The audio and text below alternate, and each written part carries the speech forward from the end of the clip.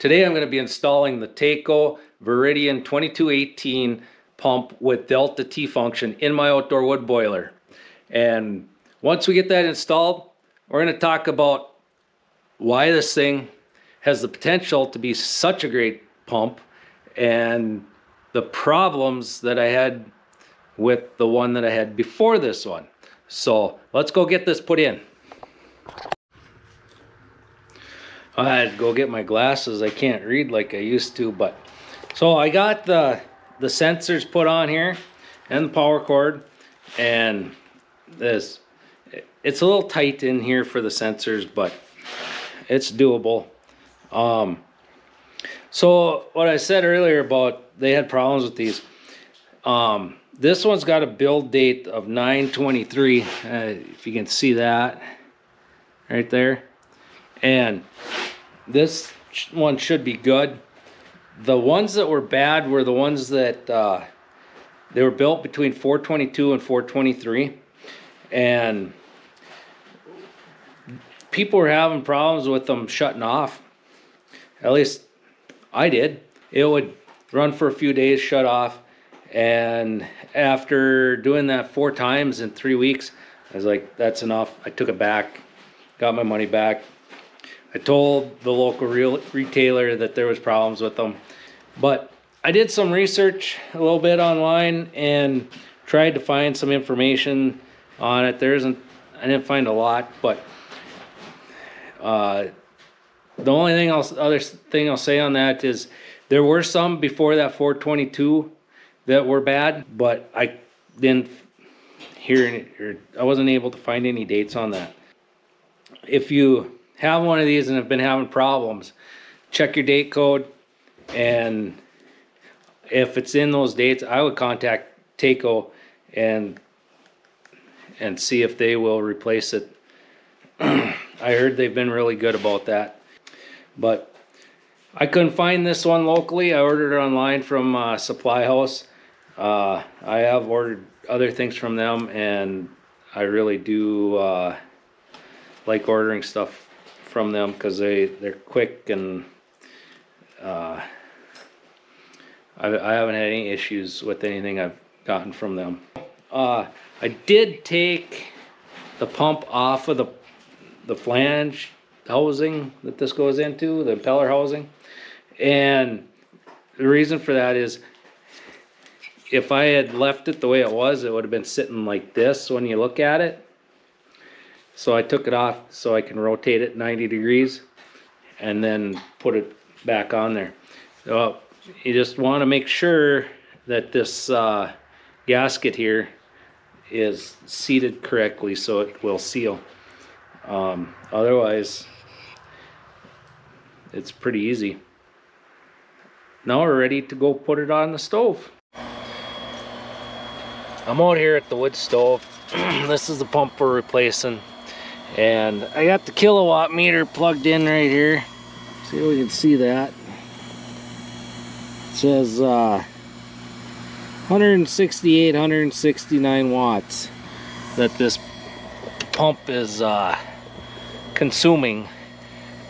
So the Taco pump, I believe, is 59 watts. But it's considerably less that it uses even at full power, and that should save me some money. I'm gonna get this swapped out. Alright, so I got the new pump plumbed in here, and that was pretty simple, just 4 bolts. Take it out. I reused my old flanges. I did pick up another package of these while I was there, just to have them on hand just in case. So so we'll plug the pump in here, and she'll go through her initial startup.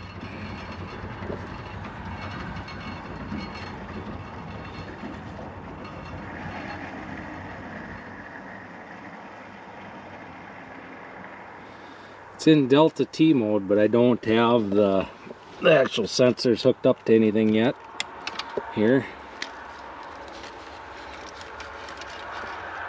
So let's see here. I'm just holding one in my hand to see which one's which, and the supply side is the side that's raising up. I already have some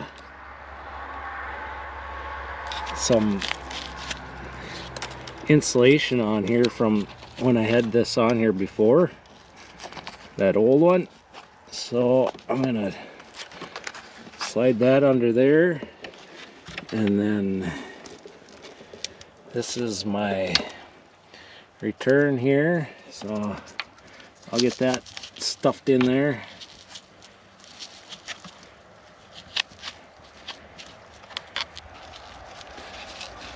I'll put some zip ties on there too, so that off.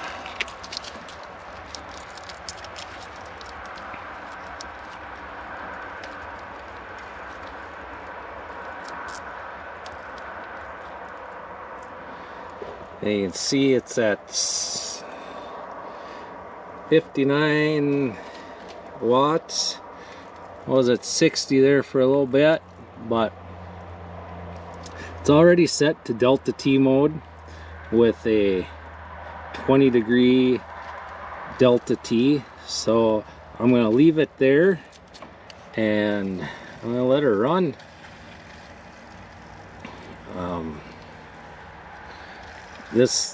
The supply side is gonna, that'll start climbing up to what the water temp is coming out, and the return is what's coming back from the house.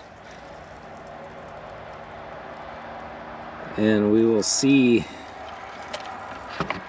if this thing keeps running or not. Well, unlike the last one that would run for a couple of days and then die, but it's this time will tell.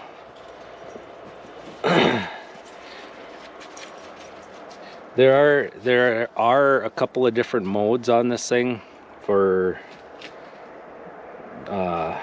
constant pressure, constant temperature, or something like that. I don't know, but that's not why I bought it. I bought it for the Delta T function, for the primary reason that it should save me money in electricity. Well, that's not even it either. I'm trying to make everything run as energy efficient as I can, and this is just another cog in the wheel to get there. In another video, I'll probably just talk about some of the things that I've done and how I am achieving the energy efficiency that I want. All right, let's see what the kilowatt meter says versus what the display on the pump says.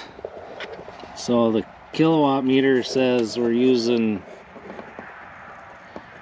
53 watts, and the pump is saying 60. So I don't know why there's a discrepancy there, but I would think that somewhere between the two it's accurate. I do have another way in the house to monitor this, so we'll see what happens. The pump has been running for like 20 minutes, I suppose, and I have the power for the pump coming through my inverter and batteries down in the basement, and essentially it's a battery backup system right now. That is what my goal is to get all of my critical loads to be as efficient as possible, so that if I am running off of batteries, I will have the longest amount of time before I need to recharge them. And if we take a look at this is the Victron app on my computer, and you can see right here, this is the circulator pump just running right there, and then this one here is where the circulator pump and the fan kick on, and then it's back to circulator pump, and then this is where I put the pump in. So that's what it's running at now. And then you can see, like, I was getting a little bit of solar off my panels. I don't have much for panels, only 800 watts, and they're not in the most ideal location for this time of year. I'm not really gaining anything with the panels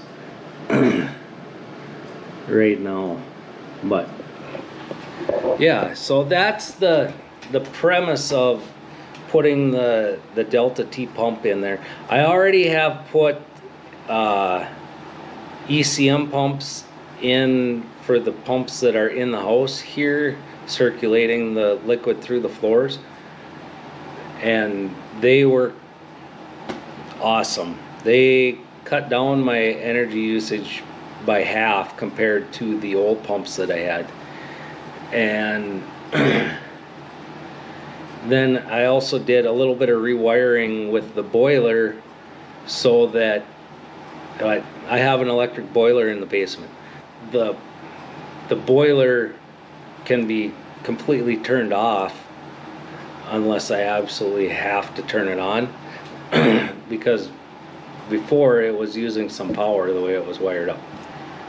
Well, now I'm gonna just let this kind of run for a week, I suppose, and we'll check back and see how that's doing.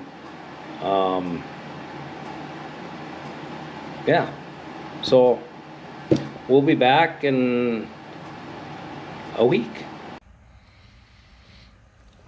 All right, I'm out here at the wood stove this morning. It's 16 below zero. It's the coldest morning we've had so far this year. It's been 5 days since I put the pump in, and it hasn't kicked out at all yet. It's doing what it's supposed to. I've noticed that the temperature, the water temp of the stove has, it's been staying up better. I don't have quite as much fluctuation. I don't seem to be burning quite as much wood, and it's been 13 hours since I put wood in this last night. And let's open her up and see what we got here. Our water temp is up, and I did not completely fill this last night. I mean, I could have gotten a few more pieces in, and you know what? It really doesn't look that bad. See that? I can rake that out and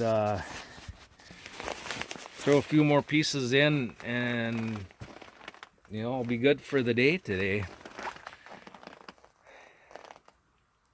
My assessment of the pump is so far it's been a win.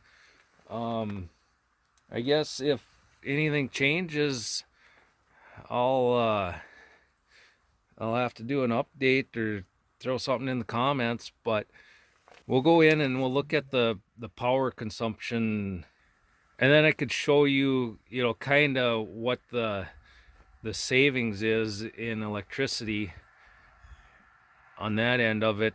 Anyways, sorry the camera's shaking, but it is a little cold out here.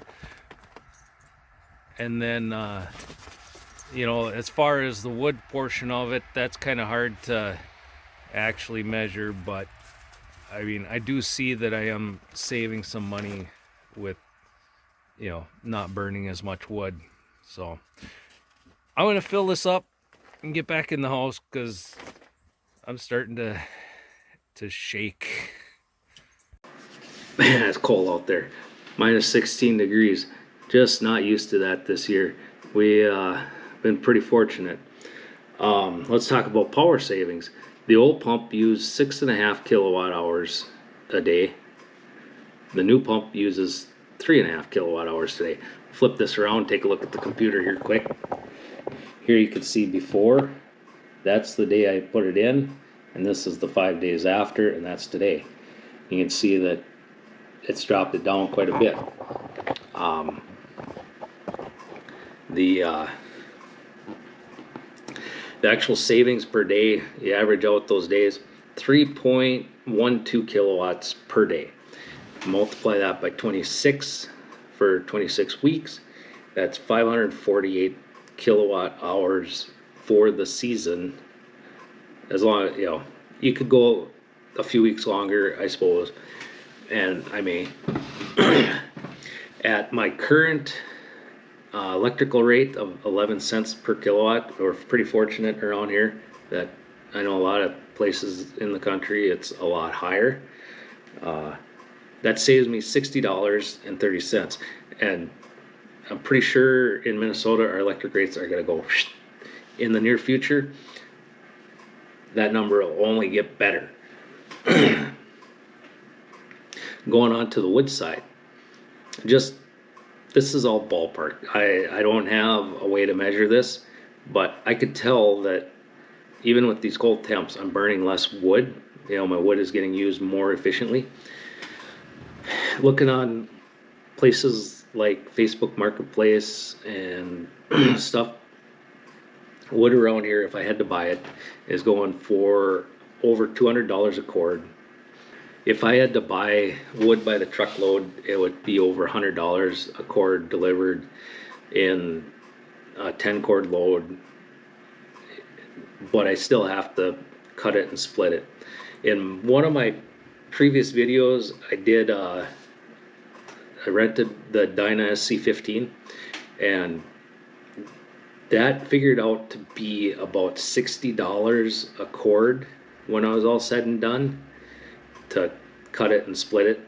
I had the cost of running the skid steer also, and if you had to pay somebody to help you, you'd probably be back up into the $100. I figure that $200 is a pretty fair number to use. It might even be on the low side. All right. If I figure, I was going to do 10%. If I figured I'd save 10%, but I'm like, well, I don't really know. I'm going to cut that in half, go 5%. Well, 5% savings of how much wood I burn in a year, I burn 12 cords pretty easily. It's probably even a hair higher than that. But 5% savings on 12 cords, that drops me down to 11.4 cords. That's $120 a year in wood that I'm not having to burn, that I don't have to cut or split or whatever. I'll burn it next year. That's a savings of $60 a year in electric and $120 a year in wood. If I take the cost of the pump and divide that out, that's 2.33 years to pay back for the cost of the pump. After that, it's just money staying in my pocket. We'll go one step further. What if we half the wood, do 2.5% savings? I should be saving at least 2.5%. That's $60. So $60 for the wood, $60 for the pump to run the pump. That the payback on that is 3.5 years. Then it's the same thing. My biggest thing is I want to save the watts, the kilowatt hours. If I'm saving 548 kilowatts, or let's even go back to for the day. If I'm saving 3.3 kilowatts, if I'm saving 3 kilowatts a day, I have just over 20 kilowatts of battery backup. If I'm saving 3 kilowatts per day, that's huge. That extends my runtime so much longer. Granted, there's going to be other things on there too, but it just, every watt matters. Thanks for watching. Hopefully you got something out of this. I wanted to do this video again. I did one last year and the pump was bad, and hopefully you subscribe and leave a comment if you thought this was helpful, and we will see you in the next one.